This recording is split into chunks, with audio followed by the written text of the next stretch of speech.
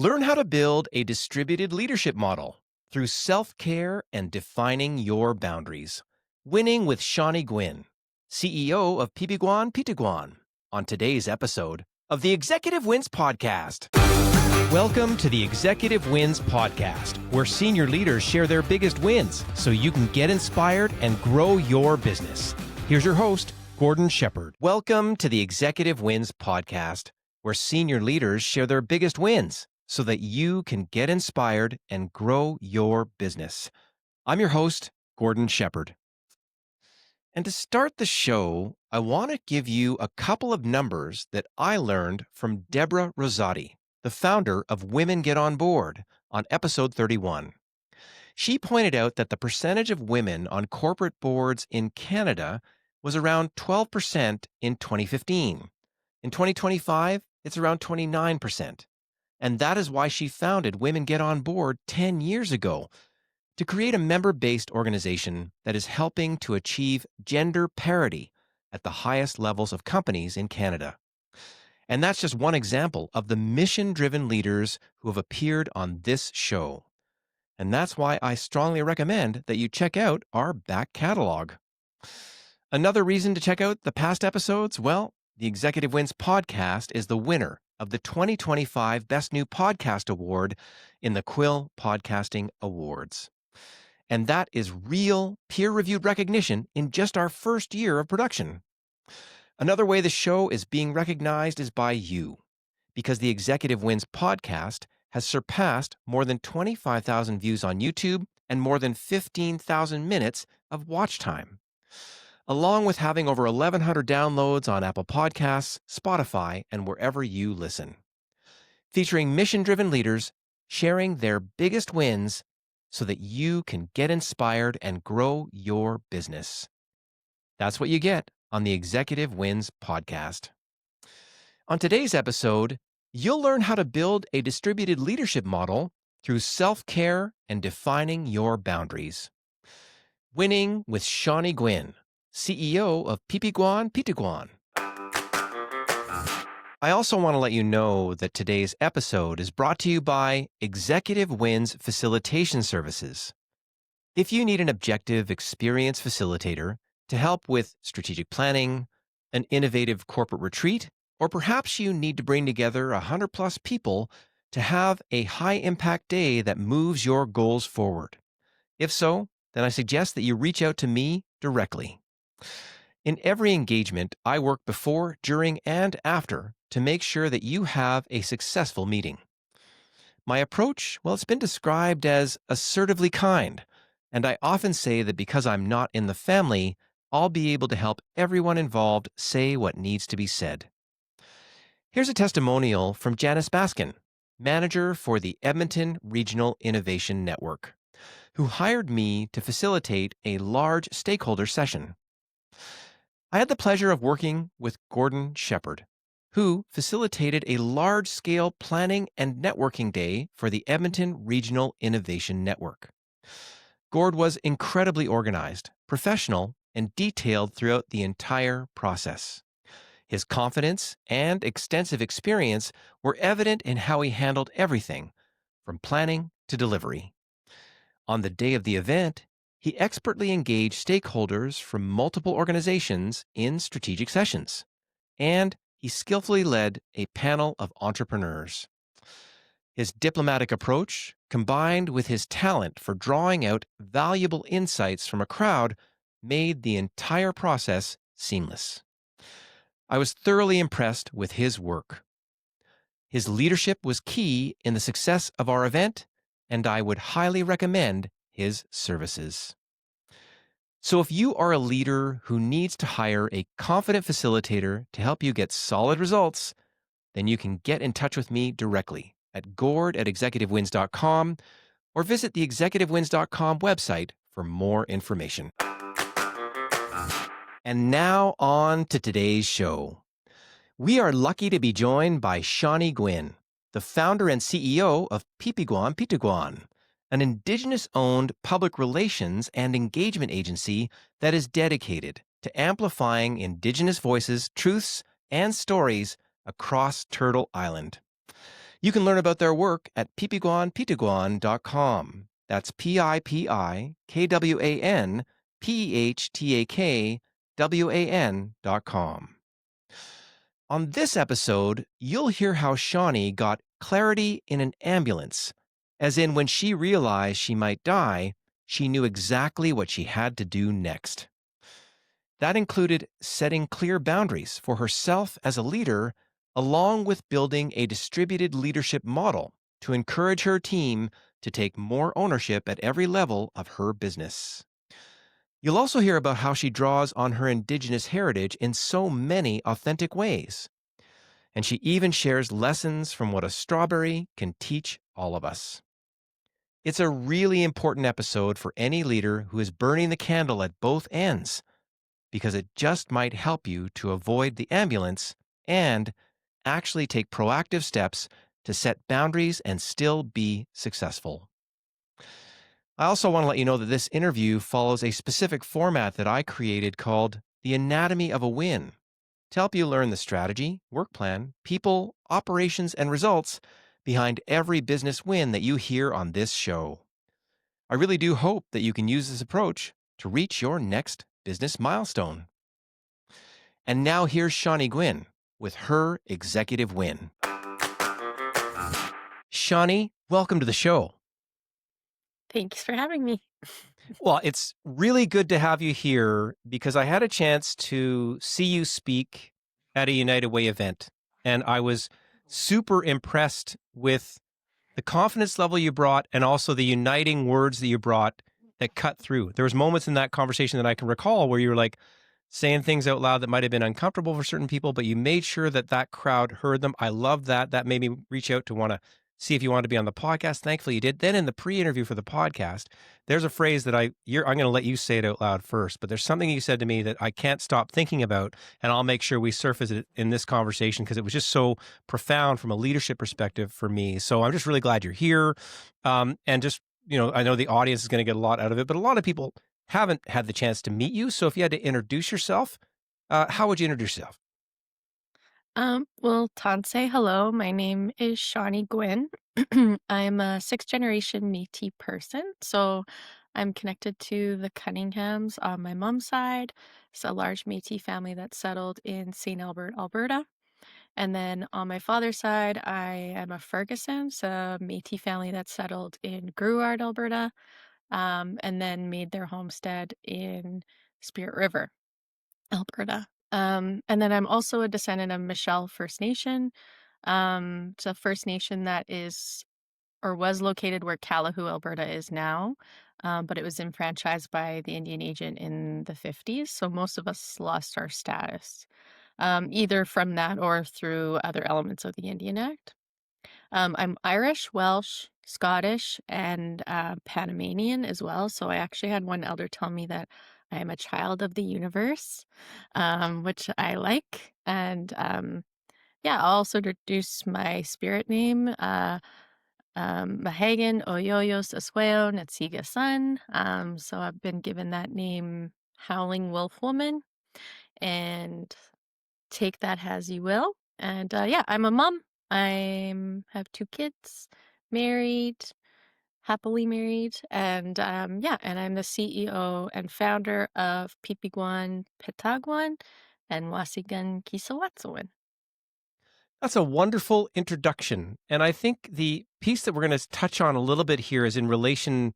Wow, there's so much to unpack there. But the in relation to your business, right? There was a time when you weren't a business owner, and then there was a time you were a business owner. We might be sort of touching on that here today. By the way, see the strawberries on your shirt? I was just on your website checking out some stuff, and I see that strawberry pointer rolling around there, and I thought, oh, isn't that fun that you guys are pulling everything together? That's super. What's the strawberry story? Is there something in there? Yeah, so the strawberry is the heartberry. So it has a teaching. It's the only fruit that has its seeds on the outside. And so there's a teaching around vulnerability and how vulnerability comes from strength and love. So it's just my favorite. It's like wearing hearts. It's just like love, you know? I love them. I thank you so much for conveying that. I just to go sidebar for just a second, I just got a great audiobook from Brene Brown, Daring Greatly, which got me into sort of her take on, you said vulnerability. We could do a whole other podcast Yeah. from the authentic foundation that you can hear the deep roots that are in your everyday speaking, the long time and investment that you've made in integrating all of that family history to make sure that that's important in your introduction, and why you bring this authenticity to your ups and downs that we're going to hear a bit about here in the podcast here today. That's just, we could go on and on. That's just so good. So if you, at this point in the podcast, I always say, if you had to describe your biggest win in maybe the work that you do, what would that win be, and how would you describe it?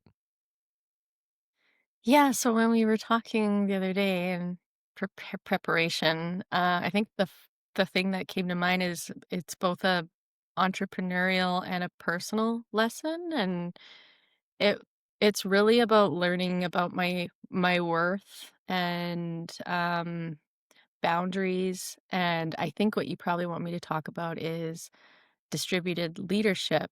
And yeah, and so I had a vision of what I wanted to do when I started this organization, and what I didn't really account for was how difficult it is to do something so different when so much is ingrained in our own minds, like my mind, people on my team, our clients, our vendors.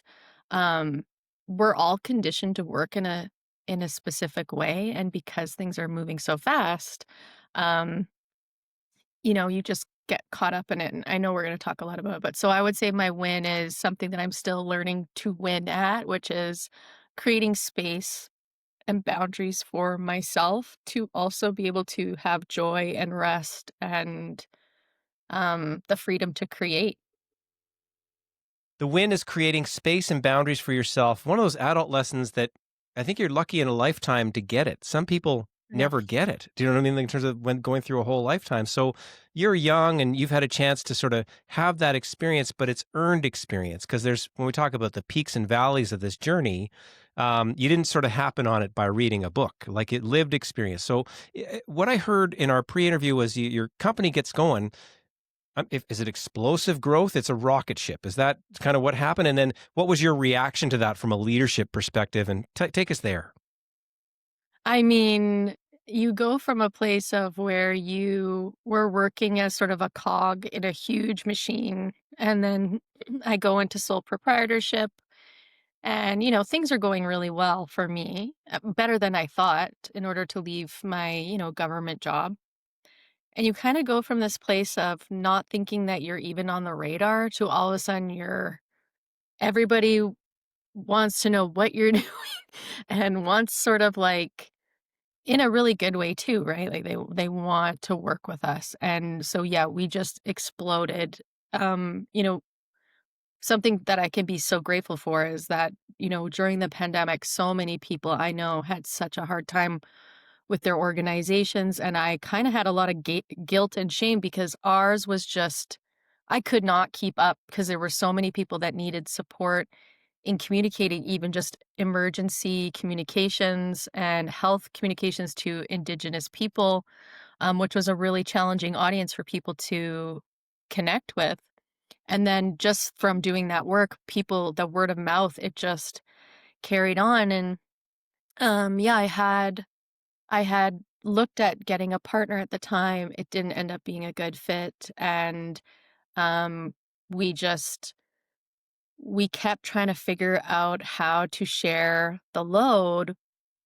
But again, when it's my vision, people see me as the leader. I think people when you're so busy, you just start moving back into that triangle, and the bottleneck comes, and then you're not doing a good job.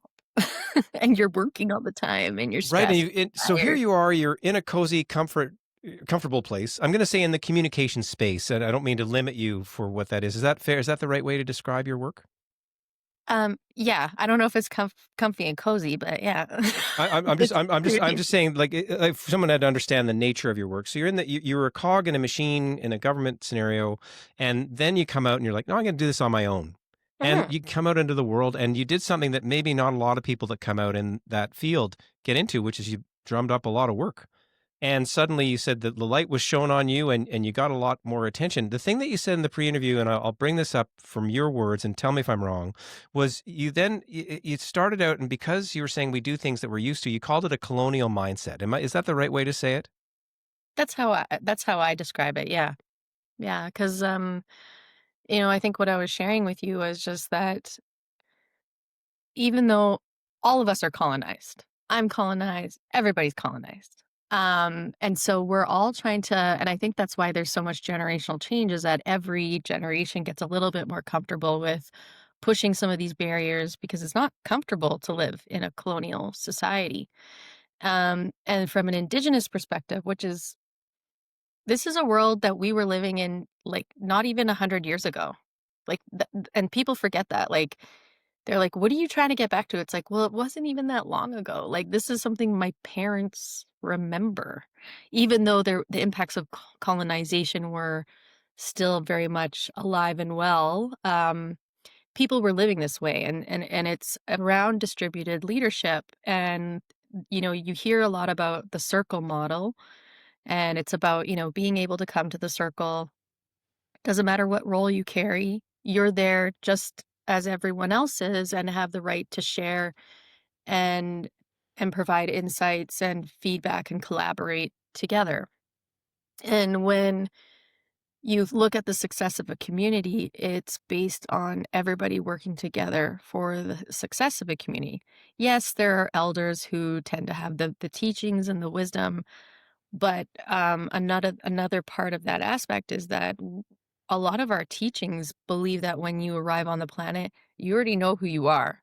You already have these laws that guide you, and a lot of our parents would just support that and then help us understand how to be part of a community while still honoring our uniqueness. And so when you try to do that in in a business, where you're still having to exist in this very patriarchal, capitalistic, situation, but you're trying to break it apart so that we're all understanding we have a responsibility here, and we have to rely on each other.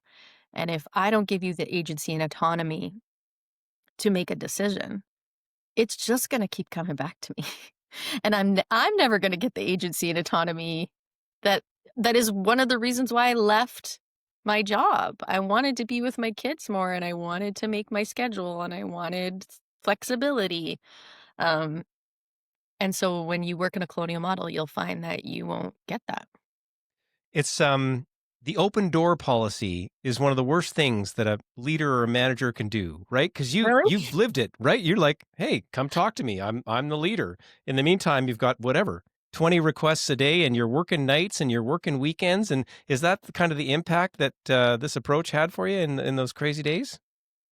I think it's just well, I honestly don't know if open door policy is a bad thing, but I think you have to be aware of, like, your boundaries. Like, I actually got a business coach at one point, and she gave me this model that I found so helpful. It was like, there's a little circle in the middle, and it's like, this is the problem or the situation. And then there's 3 circles that go around the little circle, and each of those circles is environment, the other person or other thing, and then you. And so in a lot of situations, like, okay, this is me, the boss. Here's Pipiguan Pitiguan. Here's the situation, and here's the person, the other person. What is actually in my circle that I can do?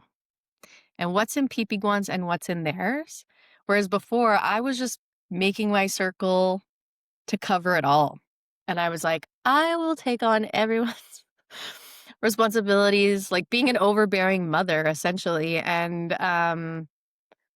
again, it just even if that's what people wanted or didn't want, that's what ended up happening. And And this even and though this that fits into wasn't that. my intention.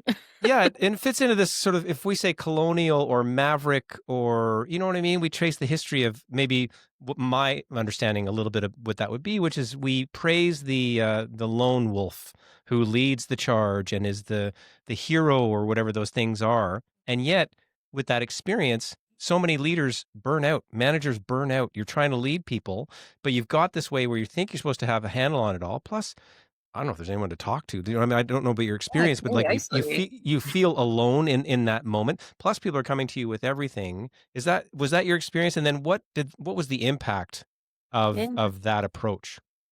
I think it was my experience, and I won't say, like, that it was just even my team, like, it was clients that were, like, didn't accept what one of our staff members was telling them, and they were like, "Well, I wanna meet with Shawnee," or "I know Shawnee," and um, and then even just being accessible in nature, like, that's just who I am. I'm very inclusive and wanna be accessible, but I had become too accessible to everyone.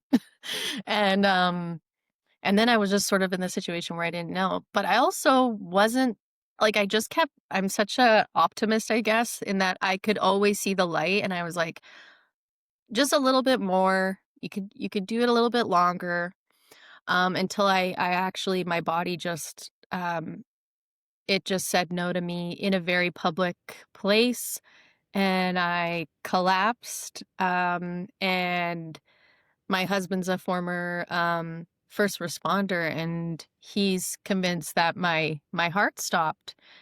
He thought he was gonna lose me, and when I did wake up, I was convinced I wasn't gonna make it.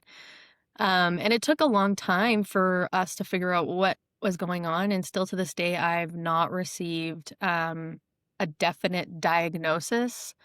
But when it's been 2 years since this has happened, when I look back and the changes I've made, like, the immediate self-awareness after that happened was a thing all in its own. Like, I had such clarity, in the ambulance going to the hospital. I was like, "I know exactly." Like, I don't know what's happening to me in this moment, but I know exactly what I'm doing wrong and what needs to change. And, it's been hard. Like, you don't change someone who survived. How I picked up those tools was a survival tactic, right? In order to survive, I picked up where people were lacking in order to support the greater good, or to make someone happy, or to stay safe. And, in my 30s, like, I didn't need to be that person anymore. And that was like my clarity. And so in that moment was my win, because I had such a clear path forward, and I became, like, obsessed with it. Like, I think in a healthy enough way that I was like, I know that I don't want that. I know that I want to be here because I have 2 young kids, and I want to be there for them, and that's the end of the discussion. And so I'm going to figure out whatever I can to make that happen. And I don't have to be in my office until 11 o'clock at night every night trying to figure out everything that's going wrong and take the blame and the fall for everything, when I can't be responsible for everything that's going wrong. No, There's a not team of even. 25 people here. Yeah, you got your team and all those things. Clarity in the ambulance. Mm, That's stunning. yeah, Honestly, um, should be the title of your book. I mean, yeah, it's just yeah, it's one of those things of like, oh my goodness, and what an awful way. Except I meet people on the show that have dramatic stories like this. I've worked with leaders. One leader said, "Yeah, my turning point was when I woke up in the emergency room after the breakdown or the collapse." Right? These mhm, thing of I'm going to say A type or push, push, push, and you get it to that far. But in the meantime, the win was building space for yourself, being yeah, super clear. It's now I want to meet your kids. Do you know what I mean? Like there's that thing of that excitement that you've got. Oh wow, and then that really clears the deck for working in a different way. And so the before part, which was this is the way we're used to doing things. This is the way I was brought up or trained or the environments I worked in. I get to this moment of clarity. And then there's a moment where you come out of that and the win is doing things differently. Is yeah, that fair?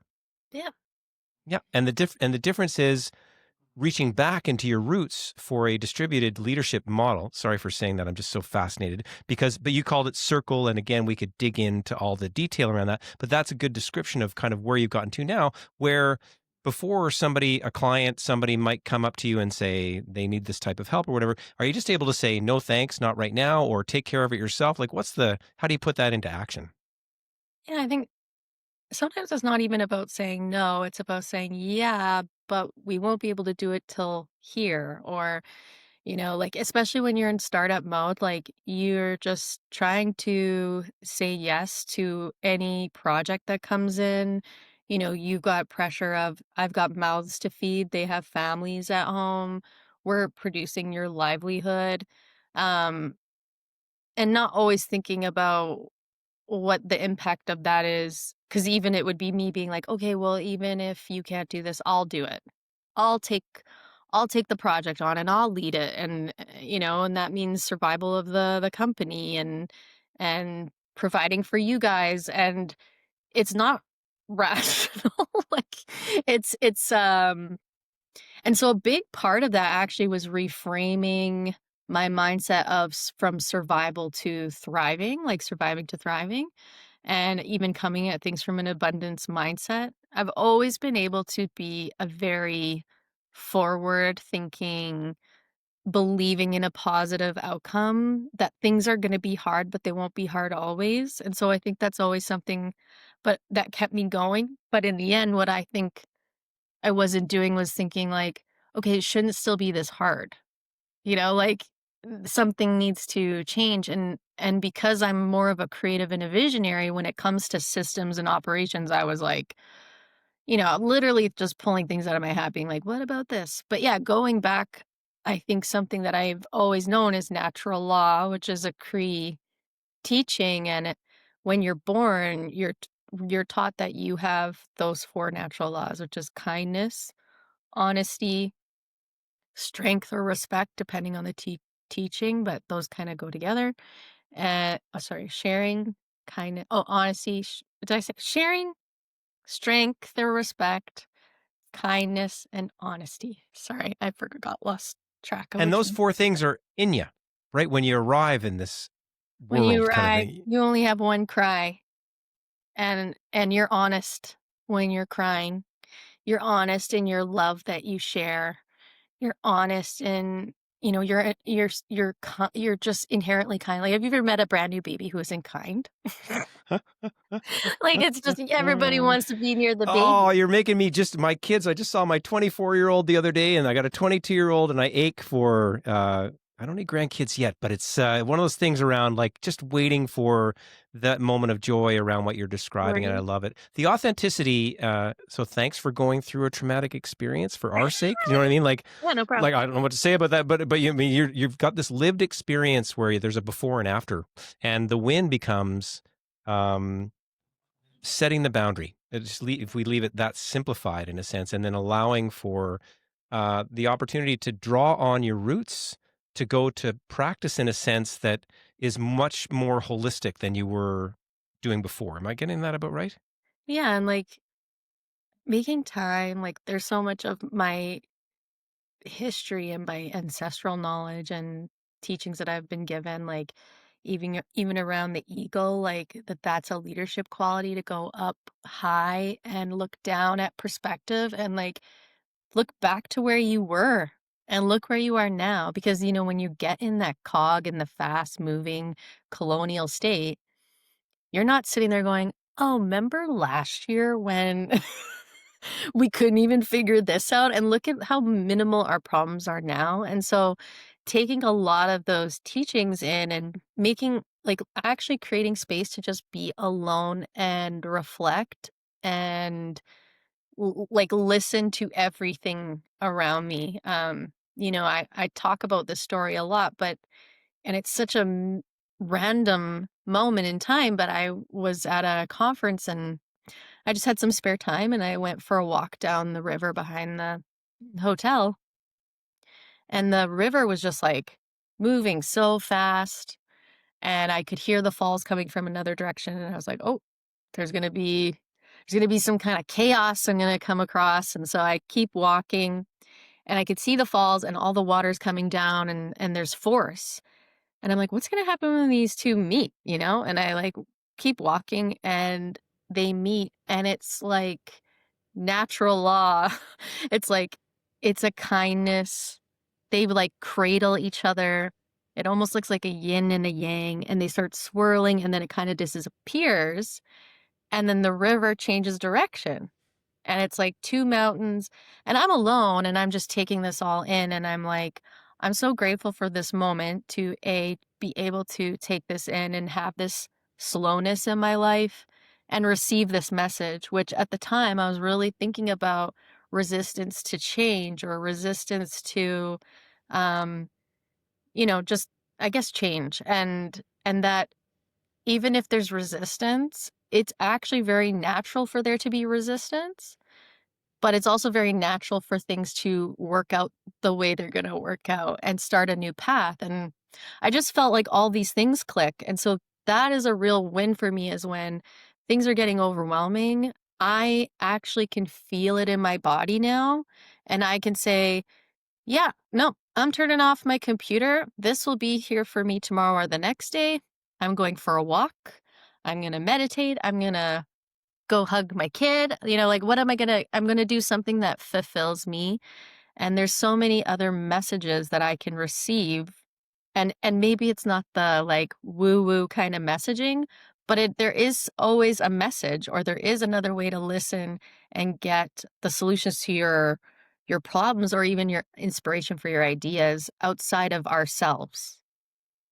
I love it. If people stop the podcast right there and just rewound the last sort of 60 seconds of what you said, that's such a gift. And that it's so neat how many places you're drawing from, because you've got your heritage, the yin and yang's getting in there. So threw a bit of Asia in there, and we're getting some Irish in there too. We're all mixed up. This is so good. That's so neat. So wonderfully said. And thank you again for taking the time to be able to articulate it.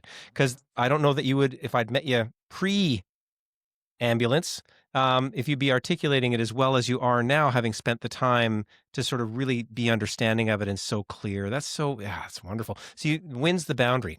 Simply, we set the boundary, and then we go from doing things a certain way and moving forward in a different way. I always jump into what I call the anatomy of a win at this point in the conversation and say, what was the strategy, work plan, people, operations, and results behind the win? So strategically, if we say vision, mission, values, goals, maybe in this case, it's like live. Do you know what I mean? Like for what you're talking about, what would you say is the strategic highlight behind getting this good thing to happen? I think it was, because I didn't actually really learn the lesson immediately, even though I knew there was still this part of me that was it's like programming, right? And so, like, I remember I took 3 months, I think, off work, but right away I was supposed to have a speaking engagement, and I seemed to think that I was gonna get on a plane and still go do the speaking arrangement after I'd collapsed at a wedding and also had to go to the emergency room another time after that because of another sort of flare up. And I was like, "No, no, I'll just do this and then I'll take the time off." And I had a really good friend of mine kind of look at me and say, "You're not going."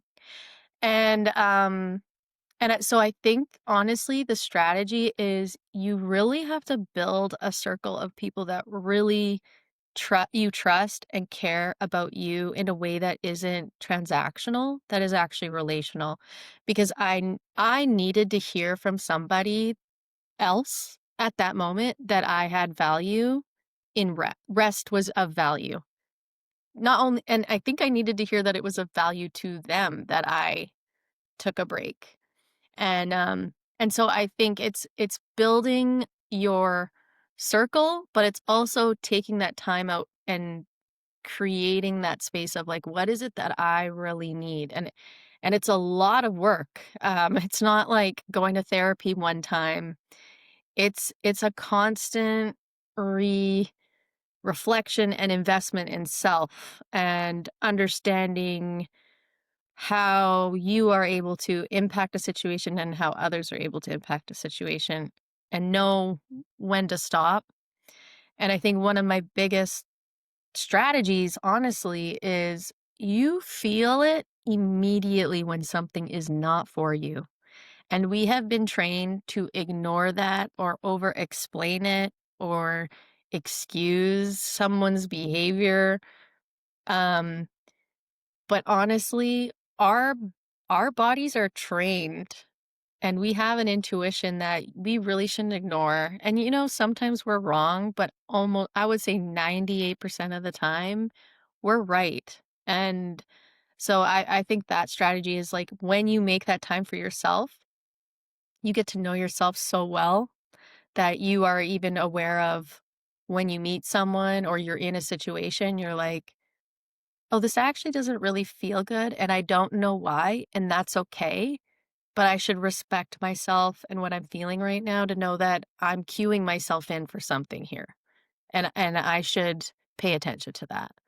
Even when I was getting sick, I was like, "Oh, I'm fine." And it's like, even though I knew I probably should have just taken a half day off and had a nap, and I would have been probably really good the next day, but instead I would push it, and then I would get really sick and I'd be out for, like a week with pneumonia or something. So That's it's just it's those a those non-colonial thing to say rest is good, but I heard you say rest is good. I heard yeah. you say get people around you that are not transactional. That's that's such a gift of wording that people can then say, "Oh no, I need those relationship people that when they say something to you, you listen to them." My dad died when I was 16. He was 51 years old and had a massive heart attack, and he was gone.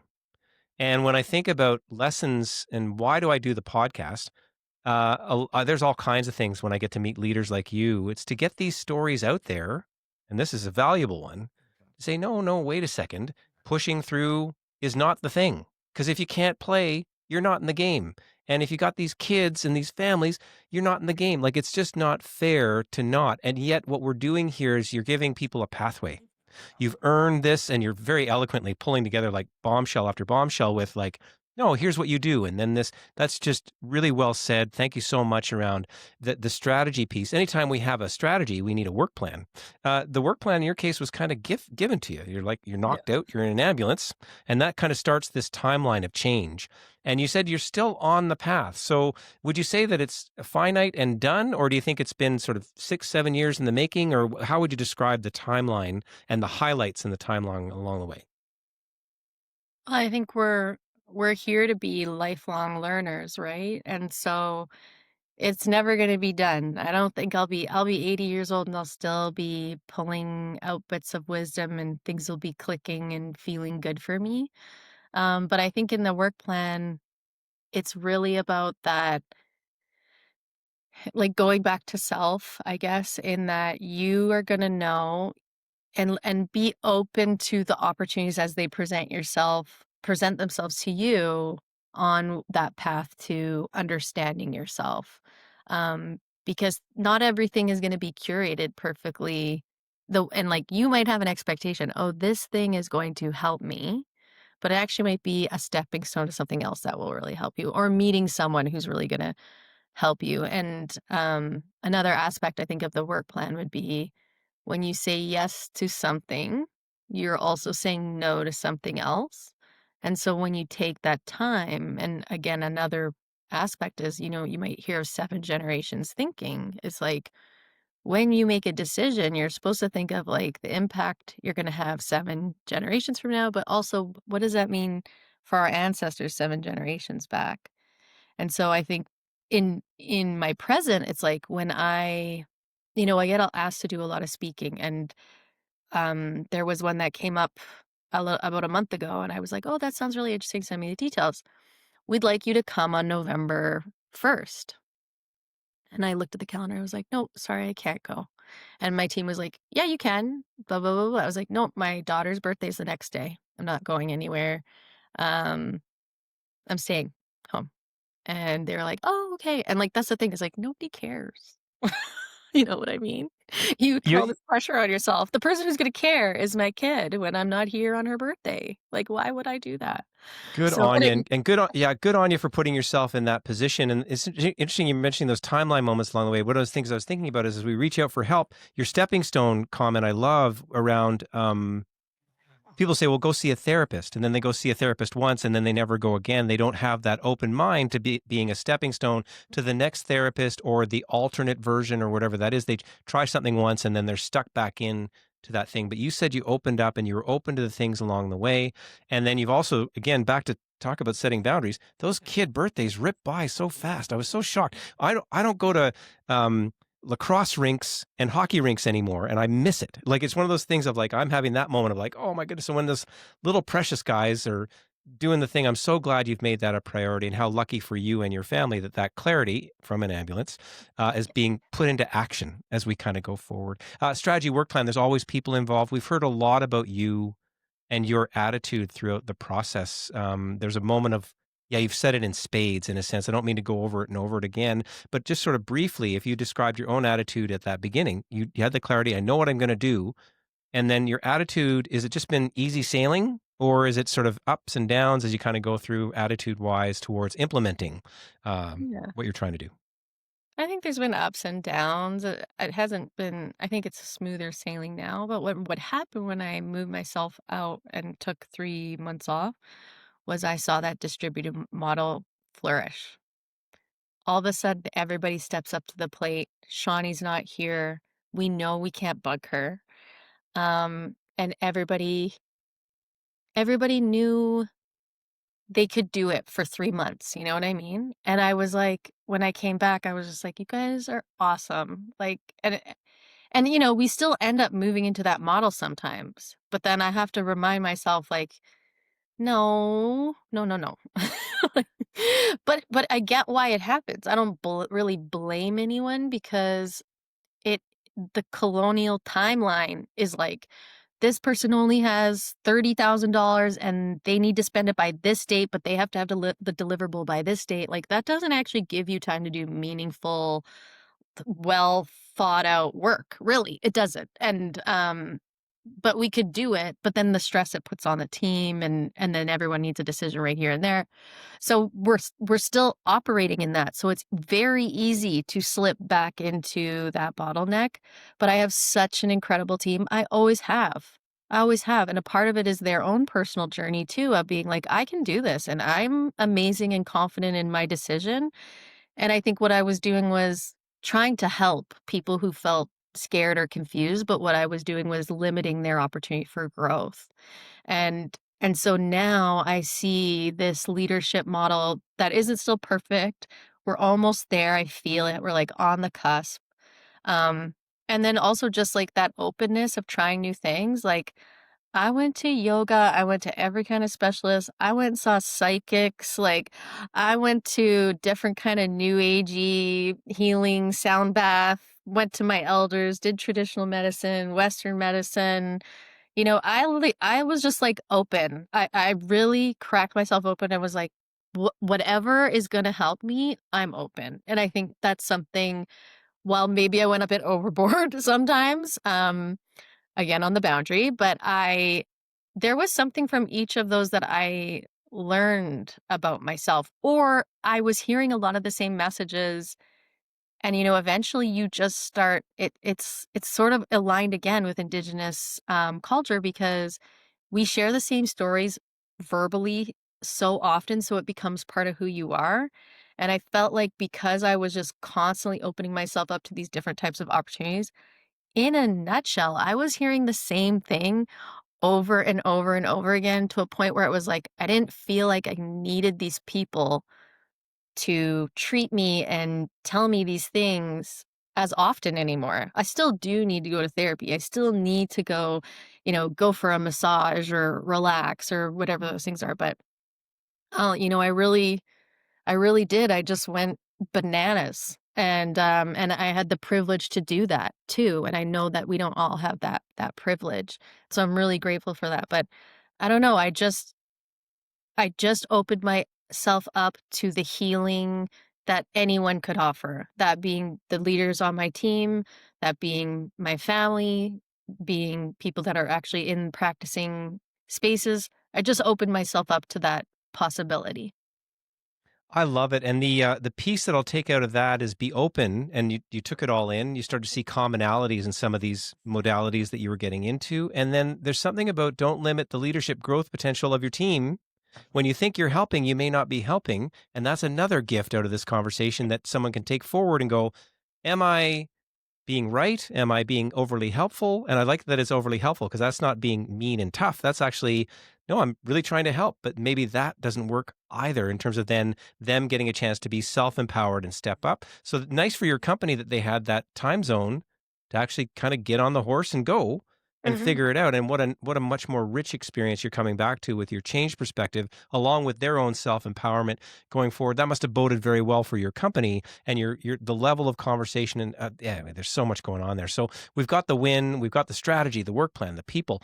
Operationally, you got to make some changes. So I don't know. In this case, I'm going to say it's diet and exercise and mental health. You know, what I mean, there's an element operationally to that component. There's a who's got the keys and the passwords while I'm away. There's something about that in there. Any operational kind of highlights to get this win to occur?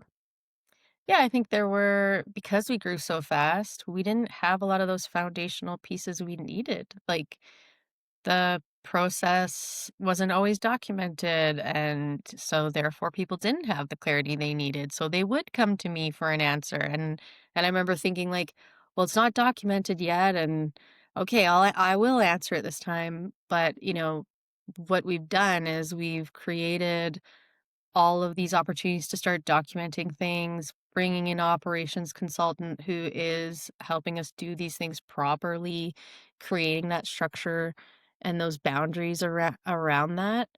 Um, yeah, and so for me, it was just like I didn't even know what a CEO really did. Like all of a sudden I was a CEO of a company and all I had was this idea and I knew I was good at my job, which was like writing and being creative. I didn't know whether I was going to be good at leading people or building a successful company. And so part of that was creating this boundary around is like, I actually don't have to be this accessible.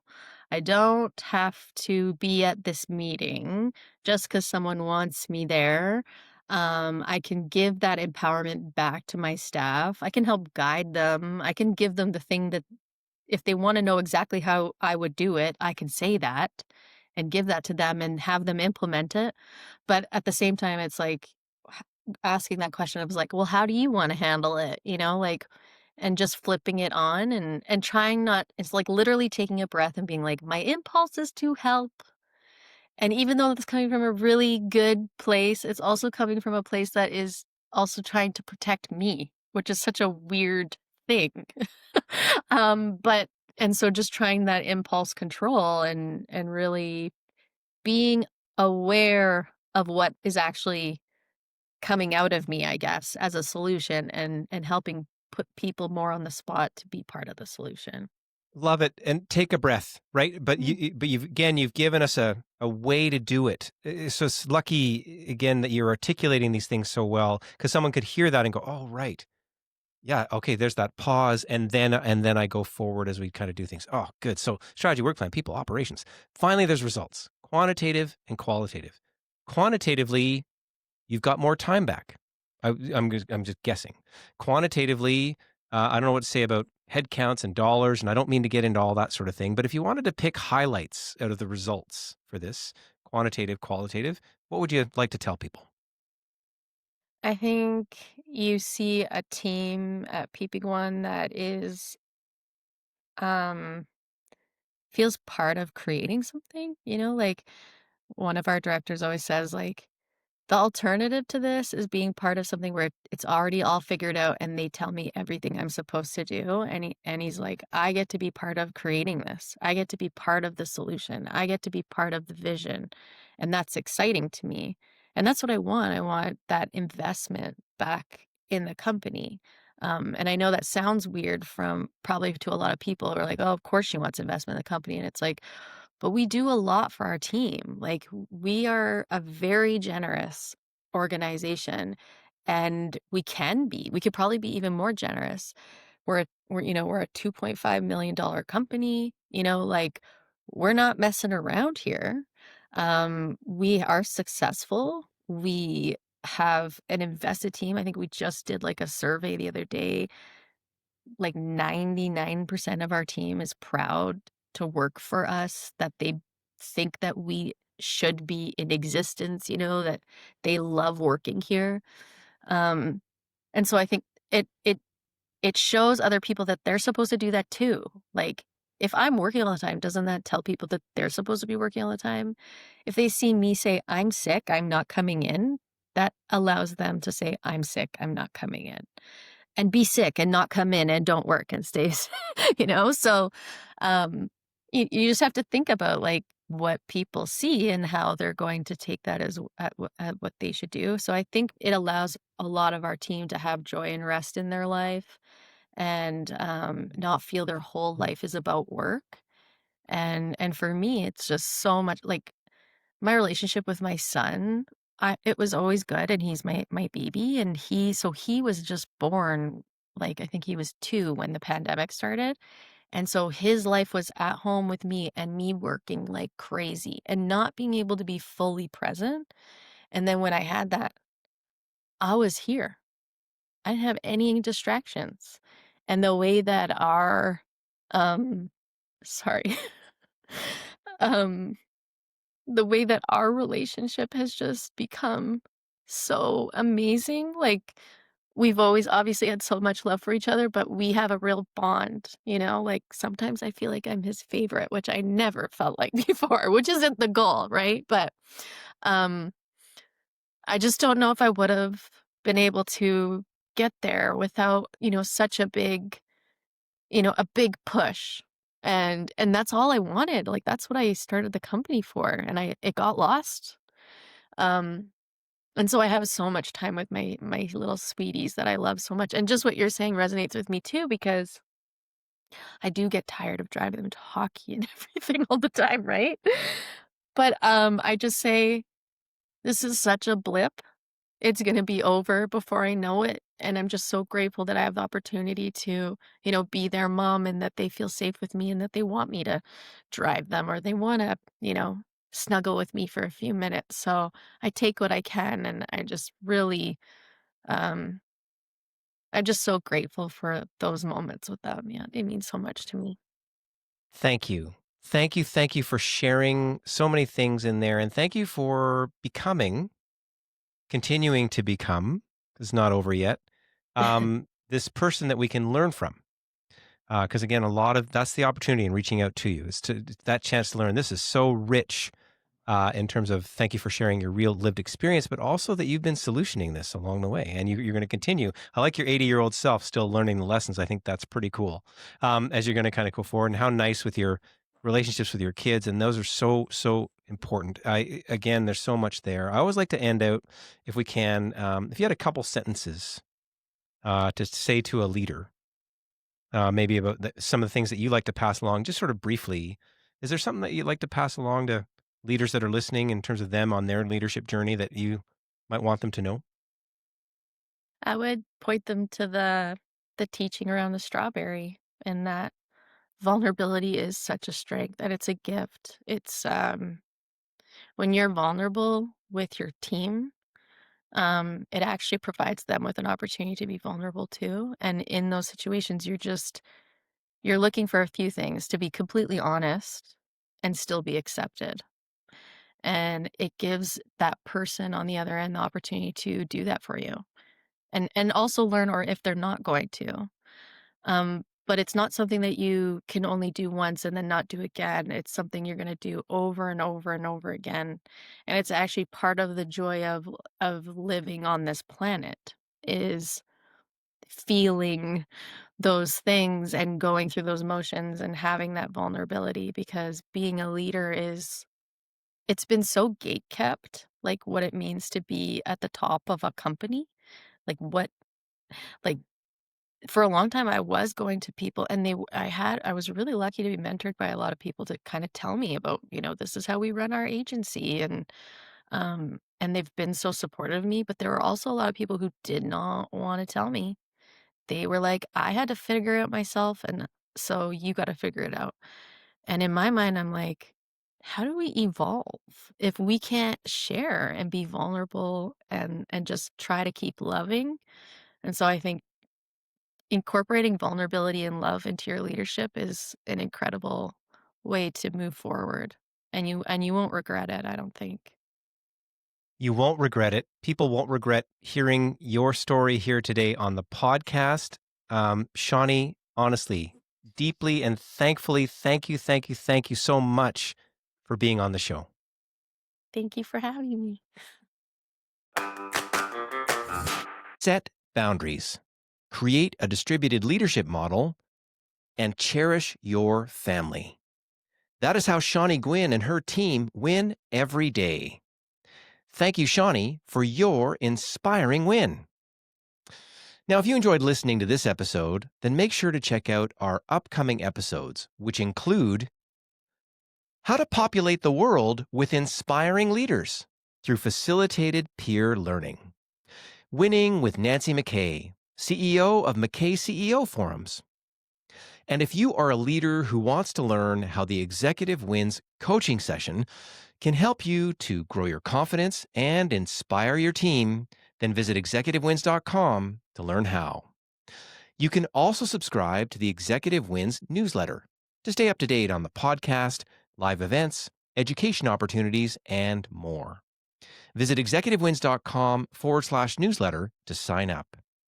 And if you enjoyed today's episode, be sure to rate, review, and subscribe, and share it with a fellow leader.